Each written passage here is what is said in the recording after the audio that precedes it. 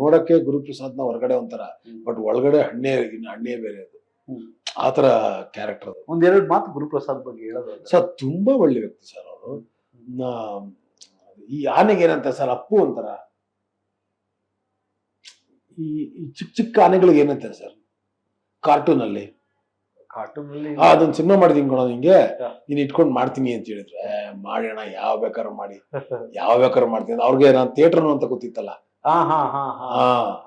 ಆಮೇಲೆ ಎದ್ದೇಳು ಮಂಜುನಾಥ, ನಾನು ಯಾವ್ದೋ ಡಬ್ಬಿಂಗ್ ಹೋಗಿದ್ದೆ, ಕರ್ಕೊಂಡಾಗ ಅರ್ಧ ಪಿಕ್ಚರ್ ತೋರಿಸಿದ್ರು ನಂಗೆ.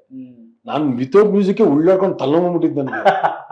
ಹೆಂಗಿದು ಮ್ಯೂಸಿಕ್ ಇಲ್ಲ, ಇಷ್ಟೊತ್ತ ಮ್ಯೂಸಿಕ್ ಮಾಡೋದು ಏನಾಗ್ಬೋದು ಅಂತ. ಈ ರೀತಿ ಆಗುತ್ತೆ ಅಂತ ಅನ್ಕೊಂಡಿದ್ರ? ಇಲ್ಲ ಸರ್.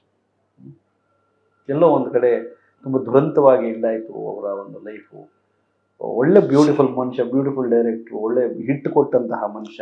ಯಾರಿಗೆ ಗೊತ್ತು ಸರ್, ನಾನು ದಂಡಿಸಿದ ದೇಹನ ನೇಣಾಕೋತಾರೆ ಅಂತ ಯಾರು ಗೊತ್ತಾಗುತ್ತೆ? ಜೀವ ನಮ್ದೆಲ್ಲ, ದೇಹ ನಮ್ದೆಲ್ಲ, ನಾವೇ ಯಾಕೆ ಸರ್ ಹಿಂಸೆ ಕೊಡ್ಬೇಕು? ಅದಕ್ಕೆ ಫೇಸ್ ಮಾಡ್ಬೇಕು ಸರ್.